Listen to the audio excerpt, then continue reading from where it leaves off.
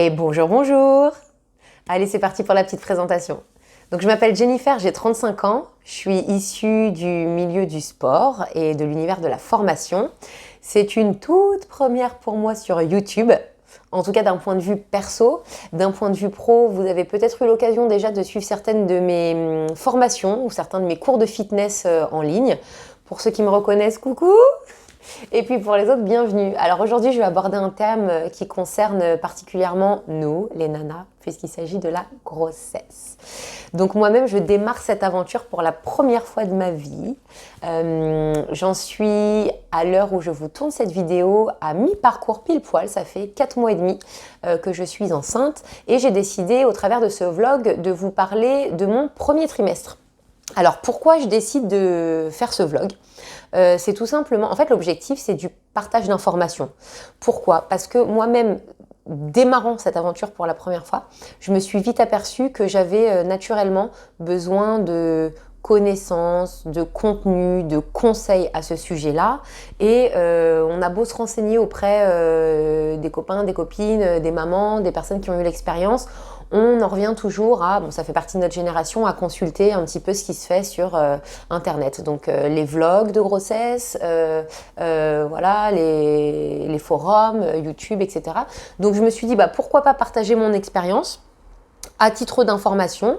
Je ne me proclame pas avoir une quelconque expérience particulière ou quoi que ce soit d'autre à ce sujet-là, c'est juste la diffusion d'informations et puis si ça peut en rassurer certaines, et tant mieux, voilà. Donc en gros, l'idée c'est quoi? C'est de rassembler dans cette vidéo que je vais faire de manière assez structurée, je vais vous parler de plusieurs points, c'est de rassembler en gros les différentes étapes de mon premier trimestre. Donc je vais vous parler des symptômes, je vais vous parler du poids et de l'alimentation, je vais vous parler de la pratique du sport, je vais vous parler également des rendez-vous médicaux, je vais vous parler de la manière dont je l'ai appris, de l'annonce, quelles annonces j'ai fait à mes proches, et puis je terminerai le meilleur pour la fin ou pas, du contexte du confinement, parce que c'est une réalité. J'ai passé ce premier trimestre de grossesse dans le contexte actuel de confinement. Donc voilà, juste pour vous situer là, à l'heure où je vous tourne la vidéo, on est en mai 2020, donc mon premier trimestre concerne le mois de février, mars et avril. Et si vous êtes OK, je vous dis let's go, c'est parti, on va commencer avec les symptômes. Donc en termes de symptômes, on dit souvent que le premier trimestre n'est pas le plus confortable. Je vous confirme, c'était le cas pour moi puisque j'ai goûté aux fameuses joies des nausées. Alors j'ai eu de la chance parce que je n'ai pas eu de vomissements, mais simplement des aigreurs d'estomac, des remontées acides, je ne sais pas trop comment on peut appeler ça, mais c'est vraiment la sensation que ça fait. Cet inconfort au niveau digestif, au niveau de la bouche, au niveau des... une sensation très très désagréable. Pour vous dire, ça se compte vraiment sur les doigts d'une main. J'ai dû peut-être aller 4-5 fois, j'ai dû pencher ma tête par-dessus la cuvette des toilettes avec une très très grosse envie de vomir, sauf que non, c'était juste de la bile, il n'y a pas grand-chose qui sortait. Très très désagréable, on a l'impression que ça remonte ici et en fait il n'y a rien qui sort, donc bon, ça soulage même pas. Mais voilà, ça se compte sur les doigts d'une main, donc c'est pas beaucoup et ça se passait, je dis ça parce qu'on parle souvent des nausées matinales, ça s'est passé à chaque fois le matin très très tôt. Donc voilà en ce qui concerne les nausées. Toujours d'un point de vue buccal, tout le temps un arrière-goût dans la bouche. Alors, quand je mangeais, ça allait, j'arrivais à savourer les aliments et à prendre du plaisir. Par contre, dès que c'était terminé, toutes les heures qui suivaient, c'était juste atroce parce que cet arrière-goût qui reste, c'est comme si tout était démultiplié. Vous savez, alors peut-être que je vous dis une bêtise, mais c'est vraiment mon ressenti, je suis là pour vous parler transparent. C'est comme si tout ce qui est de mauvais dans un produit, trop de sucre, trop de sel, trop de gras, on le sent, l'odorat est décuplé, le goût c'est pareil et du coup ça passe mal en fait. Après on sent que c'est pas digeste. Alors voilà, je saurais pas comment vous expliquer, mais c'est une impression d'arrière-goût, pas forcément de mauvaise haleine. Donc du coup, moi j'allais personnellement pour solutionner ça beaucoup de fois me brosser les dents. Donc bon, c'est cool, ça soulage pendant 10-15 minutes avec un peu le goût du dentifrice et après par contre ça revient. Donc bon, au pire des cas, les chewing-gums, voilà. Sinon, toujours au niveau de cet aspect-là, les gencives qui saignent.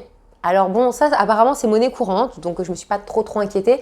Moi c'est arrivé à partir du 2e mois, donc en effet un petit peu de saignement au niveau des gencives. À ce qu'il paraît, au niveau des hormones, lorsqu'on est enceinte, on a un petit peu moins de défense au niveau de la plaque dentaire, donc c'est sujet à ça.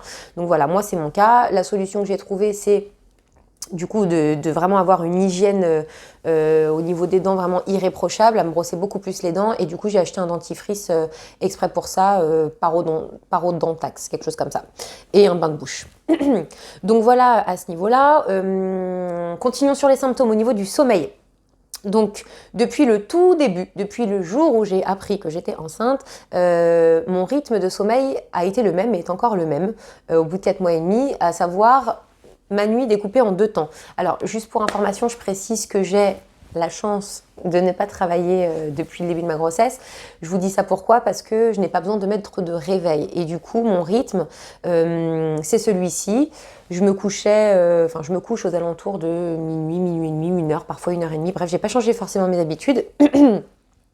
Et puis vers 5 heures du matin, 6 heures, 7 heures quand j'ai de la chance, wakey, je me réveille, impossible de me rendormir. Et ça, c'est pendant 3 heures, 4 heures. Donc pendant ce temps-là, qu'est-ce que je fais? Je consulte un petit peu les vlogs YouTube, je me renseigne un petit peu, à droite, à gauche. Bref, je fais un petit peu ma vie, j'essaie de rester quand même voilà, sans lumière, au calme, dans la chambre, tranquillement. Et puis j'ai la chance de me rendormir du coup sur les coups de voilà, 9h jusqu'à 11h, 11h30. Donc bon, ça me gâche une partie de la matinée, mais voilà, le rythme est tel qu'il est. C'est comme ça depuis 4 mois et demi, ça ne change pas. Soit. Voilà. Concernant toujours le sommeil, pas de sieste. Pourtant, je pourrais avoir l'occasion d'en faire, mais déjà que je me couche assez tard, je trouve, j'évite d'en faire parce que du coup, j'ai peur de ne pas pouvoir m'endormir le soir. Donc, pas forcément de sieste, pas le besoin, pas l'envie, voilà. Autre symptôme, la tête qui tourne, les étourdissements. Vous savez, quand vous vous levez trop vite, et vous avez un petit peu l'impression d'avoir la tête qui tourne, les yeux flous, etc. Moi, c'était ça constamment. Donc là, ça me le fait un petit peu moins depuis un mois. Mais voilà, dès que je me levais du canapé, dès que j'étais en position assise ou allongée, je me levais, c'est comme si je m'étais levée trop vite et j'étais obligée de m'accroupir par terre pour que ça se calme. Donc ça durait 2 secondes et demie. Mais voilà, cette sensation du coup de tête qui tourne au lever. Au niveau du transit, alors, comment vous dire? Transit extrêmement lent. Alors déjà que d'habitude, c'est pas oufissime. Voilà, sans trop rentrer dans les détails. Là, voilà, on va dire que c'est autour de peut-être 1 fois tous les 3 jours. Donc voilà, je ne vais pas rentrer dans les détails, mais transit super lent et peu de contenu. Voilà. Concernant le pipi, ça c'est connu, hein, on fait beaucoup plus d'allers-retours aux toilettes que d'habitude. Je confirme, c'est le cas. Par contre, ce qui est dingue, c'est que souvent on a grave envie d'aller aux toilettes. Enfin, moi en tout cas, c'était le cas. Et c'est pour un tout petit pipi. Donc du coup, on se dit, waouh, la vessie peut pas contenir beaucoup. Alors je sais pas si c'est le bébé qui appuie ou quoi aux caisses, mais en tout cas, je confirme beaucoup d'allers-retours aux toilettes. Voilà, en ce qui concerne les symptômes, je pense que j'ai fait le tour. Donc écoutez, si le cœur vous en dit, je vous propose de passer au second point qui est le poids et l'alimentation. Le bilan de ce premier trimestre au niveau poids, il est négatif. J'ai perdu un tout petit kilo, à l'issue de ces 3 mois. Alors les causes, je pense qu'elles sont liées en partie à ce que je vous ai dit là quand je vous parlais de mon inconfort au niveau de la digestion, au niveau des aliments, etc. J'ai eu du coup beaucoup de freins alimentaires, des choses que j'adorais avant. Enfin, en tout cas que je mangeais de manière quotidienne, les produits laitiers, le petit yaourt en dessert, les gâteaux, le chocolat, les plats en sauce, des plats un petit peu gras, voilà, des choses de la vie quotidienne, pardon, et bien ça ne passe plus. Même à l'heure d'aujourd'hui, ça ne passe plus. Donc quelque part, j'ai envie de dire, tant mieux, ça m'évite de manger tout et n'importe quoi. C'était vraiment des envies de frais. Envie de choses qui ne sont pas cuites, une salade de tomates, concombre, pamplemousse, voilà, des choses assez fraîches. Bon, les pâtes pouvaient passer, mais pas de sauce. Enfin, bon, bref, voilà. Donc beaucoup de changements au niveau de l'alimentation. Donc je pense que forcément, bien évidemment, ça a joué sur cette toute petite perte de poids. Puisque dès lors qu'on change les habitudes, voilà, le corps réagit. Donc je vous cache pas que j'étais la première étonnée.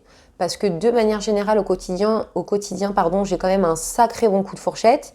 Je ne lorgne pas sur les quantités, voilà, de manière générale. Je fais du sport quotidiennement et j'adore la bouffe et j'adore les moments de partage entre amis, les apéros, les restos, etc. Donc je me prive pas forcément là-dessus. Voilà, j'essaie d'être juste raisonnable, enfin voilà, sur une semaine, sur le long terme, quoi. Mais voilà, bah là, beaucoup de choses ne passaient plus. Donc voilà pour le poids, pour l'alimentation. Au niveau des boissons, l'eau, il n'y avait que l'eau qui passait. Que l'eau qui passe encore, toujours. Que de l'eau, que de l'eau, que de l'eau. Donc niveau alcool, j'ai pas forcément eu beaucoup de soucis parce que en temps normal, je bois pas forcément beaucoup. Voilà, à l'occasion, je trinque avec un petit verre avec les copains, les copines. Mais sinon, ouais, je bois parfois, pareil, du Coca Zéro. Donc là, ça passe un petit peu moins. Voilà, en gros, c'est de l'eau, quoi. Et c'est pas plus mal parce que l'eau, bah, c'est bien de boire plus pendant la grossesse, en plus de ça. Du coup, le bilan de ma shape, entre guillemets, à l'issue de ces 3 premiers mois, bah écoutez, je vais vous mettre quelques petites photos. Photo 1, photo 2, photo 3, février, mars, avril. Voilà, je pense que j'ai légèrement séché, ça se voit au niveau de mon visage, peut-être au niveau de mes jambes. Comme vous pouvez vous en apercevoir, le ventre est complètement invisible. Donc voilà, le bilan, c'est quoi? C'est qu'il est à la fois positif et à la fois un petit peu frustrant. Je vais être très honnête avec vous. Positif, pourquoi? Parce que bah, forcément, quand on est une nana, surtout, enfin n'importe qui en fait, hein, on se pose la question de se dire, voilà, combien de kilos je vais prendre? Est-ce que ça va pas trop me déformer? Enfin, je pense que c'est un petit peu naturel chez nous, les nanas, voilà, de se questionner un petit peu à ce niveau-là. Alors, à moindre mesure chez certaines, et tant mieux, franchement, tant mieux. Mais moi, en tout cas, c'était le cas. En toute transparence, je me suis beaucoup questionnée. Je me suis dit, tiens, je serais curieuse de voir à la grossesse, est-ce que je vais prendre beaucoup de poids, vite, lentement, bon, bref. Donc, du coup, rassurant dans un certain sens, là, cette non-prise de poids, parce que, bon, bah voilà, au moins, je me dis, bon, bah, on part sur, entre guillemets, une bonne lancée, sans trop d'handicap au niveau du poids, de la prise de poids. Par contre, néanmoins, très très frustrant parce que bah, physiquement on ne voit rien et bah, clairement moi qui suis quelqu'un d'assez, enfin n'importe qui hein, mais moi je suis particulièrement cérébrale, le fait de ne rien voir, de ne rien palper, de ne rien sentir de particulier à ce niveau-là, je ne réalise pas. Voilà, je n'en prends pas conscience. Là, à l'heure où je vous parle, ça fait simplement 2 petites semaines, voilà, au bout de 4 mois et des poussières, que le ventre est enfin un peu sorti. Donc bon, clairement, bon, je vous en parlerai après en fin de vidéo, mais je pense que le confinement y a joué. Je vous expliquerai pourquoi. Donc voilà au niveau de la shape. Du coup, pour la suite, je vous propose d'enchaîner sur les différents rendez-vous. Concernant les rendez-vous, alors il faut savoir que je suis suivie en clinique. Pourquoi une clinique? Tout simplement parce que lorsque j'ai appris que j'étais enceinte, j'ai voulu vite fait bien fait consulter un praticien pour savoir concrètement ce qu'il en était de cette grossesse. Et clairement, pour celle qui me suivait habituellement, ma gynéco, c'était juste impossible d'avoir un rendez-vous. Les délais étaient beaucoup trop longs et les horaires ne me convenaient pas. Donc, j'ai surfé sur Doctolib et j'ai trouvé dans un délai de 2 semaines ce gynéco qui exerçait en clinique, avec lequel ça se passe bien, donc j'ai continué avec lui. Et pour le coup, voilà, j'ai un rendez-vous mensuel, un rendez-vous, une consultation où le gynéco vérifie plusieurs choses. Il me prend ma tension, il me pèse, il vérifie mon col. Et puis, il contrôle mes prises de sang. J'ai une prise de sang par mois, étant donné que je ne suis pas immunisée contre la toxoplasmose. Vu que ce gynéco est aussi obstétricien dans la clinique, voilà, il accouche aussi les patientes. Du coup, j'ai la chance qu'il ait le matériel à disposition dans son bureau. Et au travers de ce petit rendez-vous mensuel, à chaque fois, j'ai le droit à une mini-échographie avec le Doppler là, pour écouter le cœur du bébé. Voilà. En dehors de ces rendez-vous mensuels, j'ai aussi les fameuses 3 grosses échographies, une par trimestre. Donc là, à l'heure où je vous parle, j'ai effectué moi ma première grosse échographie à peu près à 2 mois et demi, dont je vais vous parler dans un petit instant. Et j'ai la deuxième, celle du 2e trimestre, dans 5 jours. Voilà, donc j'ai trop hâte. C'est là qu'on verra le sexe, on prendra toutes les mesures, etc. À ce qui paraît, c'est la plus grande. Voilà, c'est celle où il y a le plus d'informations. Revenons-en à cette première échographie. Donc première échographie, voilà, ça se passe bien, rien à signaler. Si, quelque chose à signaler, j'y suis allée seule. J'ai pas pu y aller avec mon copain parce qu'il a été refusé à la clinique à cause du coronavirus. Donc ça m'a un peu beaucoup frustrée, surtout pour lui. J'étais très triste et très déçue de ne pas pouvoir partager ce moment très important avec lui. Donc voilà, j'en ai versé une petite larme à la fin du rendez-vous, tellement j'étais embêtée. Mais après, voilà, je me suis ressaisie, je me suis dit que c'était pas grave et que valait mieux qu'il assiste aux 2 suivantes et à l'accouchement. Que voilà, cette première échographie qui finalement n'est que la première et voilà. Donc bon, voilà. Donc tout se passe bien à cette échographie-là. Par contre, c'est à partir des jours qui ont suivi, des semaines qui ont suivi, que l'angoisse a commencé. Alors je vous explique pourquoi. Alors je veux pas du tout vous inquiéter à ce sujet-là, je veux juste vous informer. Je vous le rappelle, l'objectif de cette vidéo, c'est juste de vous partager mon expérience et peut-être de vous informer, de vous rassurer sur certains points, en tout cas je l'espère. Donc moi, du coup, j'ai eu une petite péripétie. À l'issue de cette échographie-là, on oriente les futures mamans pour faire du coup la fameuse prise de sang et déceler la trisomie 21. Il s'avère que cette prise de sang, pour moi, les résultats ont été négatifs. Pourquoi ? Parce que j'étais tout simplement considérée comme étant dans une zone à risque. Alors, je m'explique. Cette prise de sang, elle est calculée en fonction de 3 critères. L'âge de la maman, la clarté nucale du bébé, c'est la longueur de la nuque, ainsi que le taux d'hormones que vous avez dans le sang. Pour ma part, 35 ans.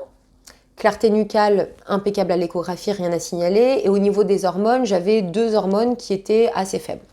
Donc du coup, le bilan de cette prise de sang était négatif dans la mesure où j'étais considérée comme étant dans une zone à risque. Pourquoi ? Parce que cette prise de sang vous donne une probabilité. Ça vous calcule en gros le pourcentage de risque que vous avez d'avoir un bébé atteint de trisomie.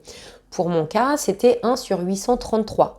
Alors, comme ça, on se dit, enfin moi je me suis dit, 1 sur 833, enfin ça va. J'ai une chance sur 833 grossesses que le bébé soit atteint, donc je ne me suis pas trop inquiétée. Mais il n'en demeure pas moins que, en dessous de la probabilité de 1 sur 1000, on est considéré comme étant dans une zone à risque. Et dans ce cas-là, on nous préconise un deuxième test. Et ce test-là est un petit peu plus poussé. Toujours une prise de sang, hein, voilà, ça fait pas mal, mais ce test est plus poussé, les résultats sont plus longs puisque c'est un calcul du nombre de chromosomes du bébé. Donc là, contrairement à la première prise de sang où il s'agit juste d'une probabilité, là pour la seconde prise de sang, qui s'appelle le DPNI, diagnostic prénatal non invasif, voilà, ça vous calcule les chromosomes du bébé, et là par contre le résultat c'est oui ou non, le bébé est atteint de trisomie. Donc c'est même pas une probabilité, en plus il est fiable à 99,9%. Donc autant vous dire que c'est les résultats d'une vie, quoi. Donc voilà, pour ma part, j'ai dû faire ce deuxième test, donc je ne vous raconte pas l'angoisse. Déjà, il s'est passé un délai, dès lors que j'ai eu les résultats, il s'est passé un délai d'une bonne grosse semaine avant que je puisse de nouveau aller voir mon gynéco pour qu'il me donne l'ordonnance et les explications pour faire ce deuxième test. Et ce deuxième test, alors j'ai eu de la chance, j'ai eu les résultats au bout de 10 jours, ça peut aller jusqu'à 3 semaines.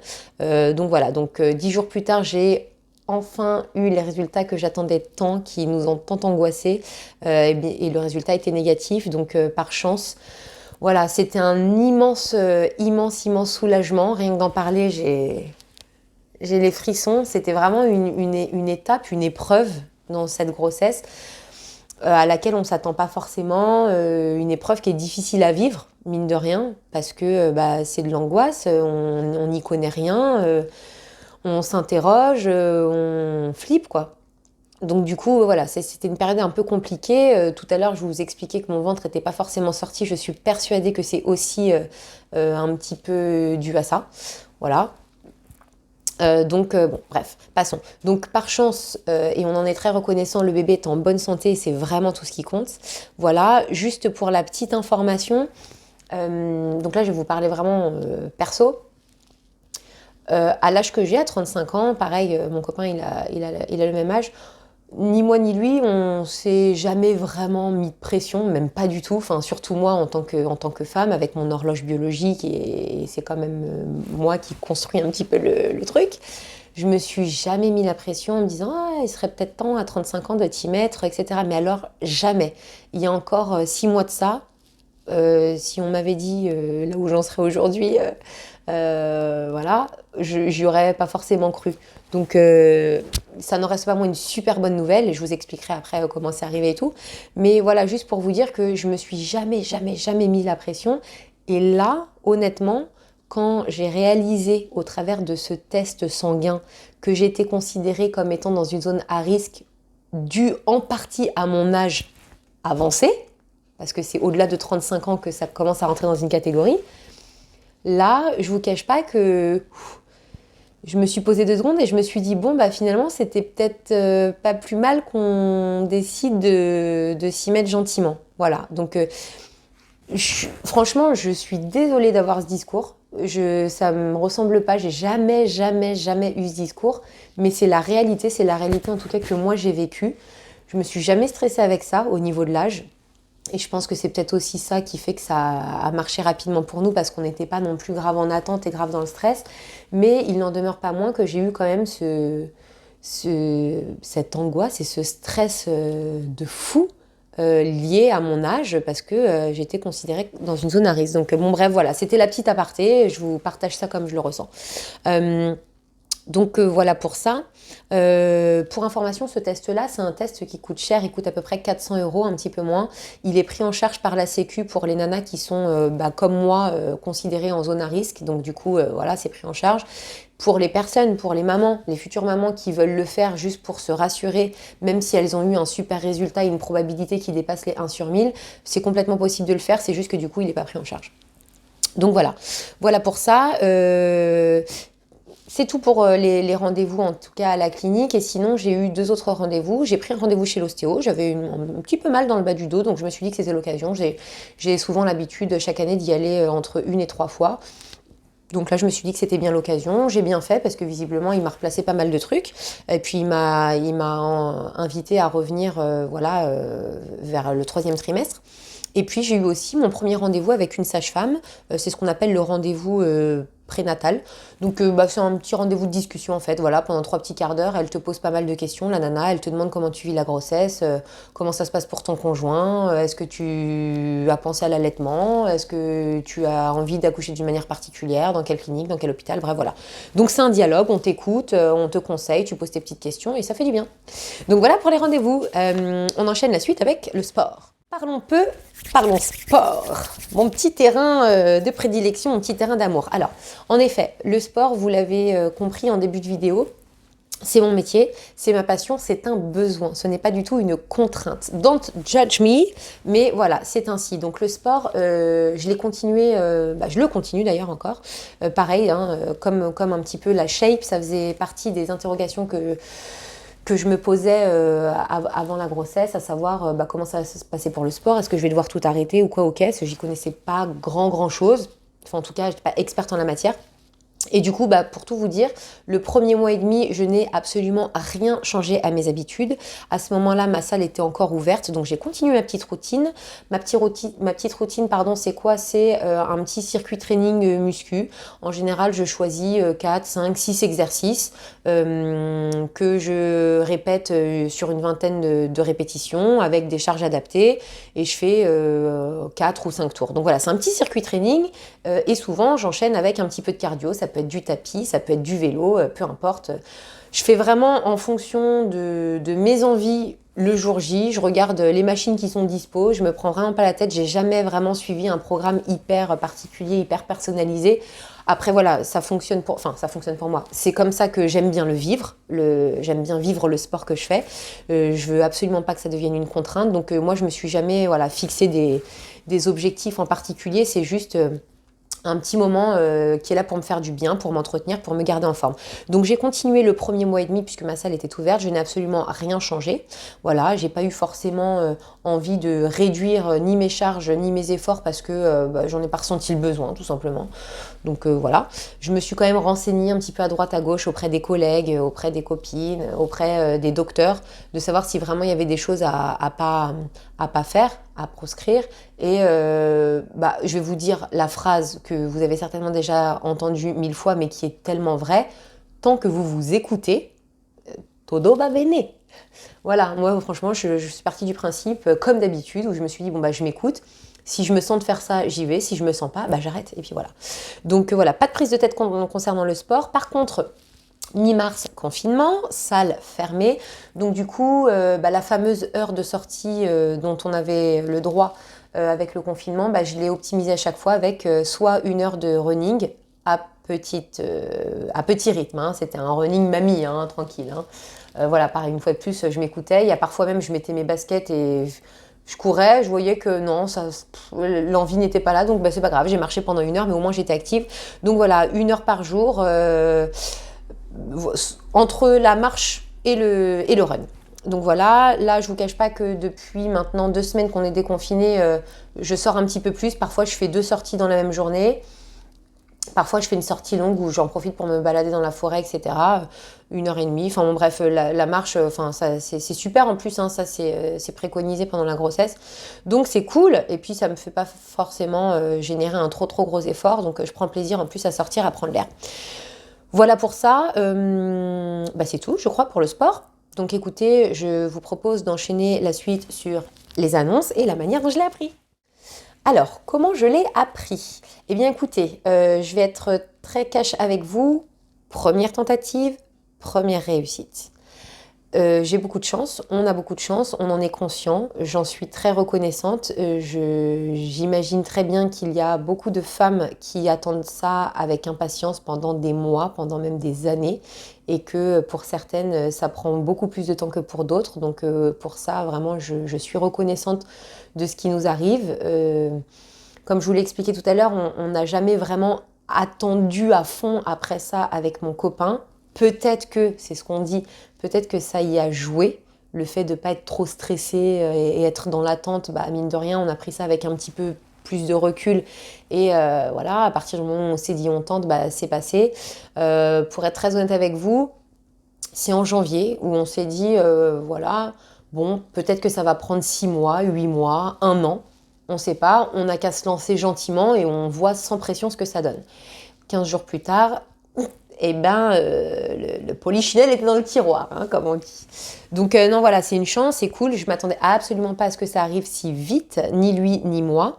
Ce qui s'est passé, c'est que j'ai eu du coup un retard de règles, hein, bien évidemment. Premier jour de retard, bon ok. Deuxième jour de retard, ah ok. Troisième jour de retard, bon ok, ça m'arrive jamais, bizarre. Mais je me suis dit, ce serait quand même ouf que ça matche dès la première tentative. Donc j'ai attendu le 4e jour. Là, j'ai commencé sérieusement à m'interroger en me disant, il y a peut-être moyen.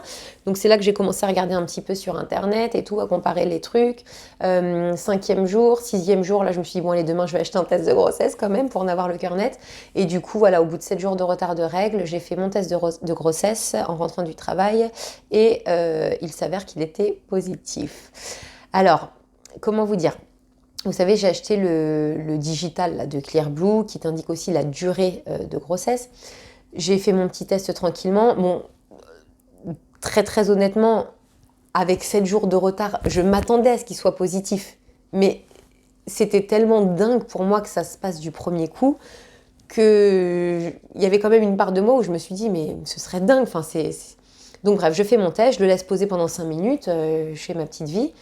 Et puis je me relève pour aller le chercher et là je vois écrit noir sur blanc, enceinte 2 à 3 semaines. Je suis retournée m'asseoir dans le canapé, je me suis parlé toute seule en disant mais c'est un truc de ouf, c'est un truc de fou. Donc j'avais du mal à y croire, mais en même temps c'était juste logique. Et voilà, du coup j'étais contente, mais j'étais un peu sonnée quoi. C'est quand on réalise pas en fait, on réalise pas au moment où on voit ça, c'est concret, bon bref. Donc Du coup, émotion. 1 heure plus tard, mon copain est arrivé, est rentré du travail. Je lui ai préparé à manger et j'ai mis le test de grossesse dans une petite boîte à gâteaux pour le dessert. Et du coup, il a découvert ça. Il était aussi étonné que moi, aussi ému. Donc voilà, c'était cool. Donc voilà pour l'annonce à mon copain. Ensuite, peut-être au bout d'un mois et demi, je l'ai annoncé à ma sœur qui est maman d'un petit garçon de 2 ans. Elle a 3 ans de moins que moi. Je les ai invités pour le goûter avec son chéri et son petit. Et puis, vous savez, les lightbox, là, les boîtes lumineuses où vous écrivez ce que vous voulez avec les lettres, je lui avais acheté ça au petit, à mon petit-neveu, et j'avais marqué futur cousin. Et du coup, pendant le goûter, voilà, il a ouvert son petit papier cadeau, il a vu, ses parents ont pu lire futur cousin. Et là, pareil, étonné, embrassade, super content et tout. Donc voilà, ça c'était cool. Dans les semaines suivantes, je l'ai annoncé au fur et à mesure, à tous les copains-copines, enfin en tout cas à ceux que j'ai pu voir. Donc j'ai fait des petits restos, des petits apéros de manière individualisée à chaque fois. Voilà, parce que pour moi c'était un moment très très important, un moment de partage important, quoi. On vit pas ça tous les jours. Et puis, les amis sont très très importants, sont très très présents dans ma vie de tous les jours. Je suis très bien entourée, j'ai la chance d'être bien entourée et d'avoir beaucoup de proches sur qui je peux compter. Donc j'avais vraiment envie de partager ça de manière concrète avec eux. Donc j'ai eu la chance de pouvoir en voir quelques-uns au travers de quelques bouffes ensemble. Donc c'était cool, il y en a qui ont eu les larmes aux yeux, il y en a qui ont pleuré, il y en a qui croyaient pas, qui voulaient pas y croire. Donc c'était génial de recueillir toutes ces émotions-là. Et après, alors mes parents, j'ai pas pu leur dire tout de suite parce qu'ils habitent en Bretagne et je voulais absolument pas passer par Skype ou par Visio. Donc je me suis dit bon, je vais me réserver un petit billet, on va se faire un petit week-end pour l'annonce, c'est ce qu'on avait fait pour ma sœur. Sauf qu'entre-temps, bingo, confinement, impossible. Donc du coup, voilà, je me suis résignée, j'ai fait un petit Skype parce que je me suis dit quand même qu'ils avaient le droit quand même d'être informés aussi et pas trop tard. Donc un Skype, mais au moins comme ça ils étaient au courant, ils étaient contents. Et après, confinement oblige, il me restait quand même une petite partie des amis à qui j'avais pas encore eu l'occasion de leur dire, malheureusement. Donc du coup j'ai fait des visios avec les plus proches où je leur ai annoncé. Et puis donc voilà, avec une petite frustration parce que c'est un moment de partage qui est un petit peu voilà, qui est différent, quoi. Donc voilà, et puis après, officiellement, j'ai fait ma petite annonce là sur les réseaux il n'y a pas très longtemps, il y a une petite semaine seulement. Donc j'étais à 4 mois révolus, j'ai fait une petite photo sympathique sur les réseaux pour pouvoir annoncer. Donc du coup, d'ailleurs, devinez quoi, c'est seulement une fois qu'on a été déconfiné, donc là ça fait 15 jours à l'heure où je vous parle, c'est seulement une fois qu'on a été déconfiné et une fois que j'ai pu enfin le dire à tous ceux que je voulais, que, devinez quoi, mon bidon, il est enfin sorti. Alléluia. Je peux vous dire que... Mais je le savais, j'étais persuadée. Si, je le ressentais, gros comme une maison. Je me suis dit, il était confiné lui aussi pendant ces 4 mois là, il est tout petit. Et là, ça y est, les libertés reprennent. J'ai pu partager avec tous mes amis. Il n'y a plus cette frustration. Voilà, il y a les projets qui reviennent. Il y a tout qui se remet en route. Et le bidon aussi, il s'est mis en route. Donc, je suis doublement ravie. Pardon. Donc, voilà pour les petites annonces. Concernant les achats, franchement, j'ai rien acheté encore. Pourquoi ? Parce que déjà, je me dis que j'ai le temps. De 2, je connais pas encore le sexe. De 3, j'ai encore un peu de mal à envisager le truc, à me projeter. Je me dis que j'ai le temps en fait, je me stresse pas. J'attends tranquillement de voir. J'ai juste acheté un gros livre au tout début. Je crois que le livre s'appelle J'attends un enfant de Pernou. Enfin, c'est un gros livre où tout est bien détaillé semaine après semaine.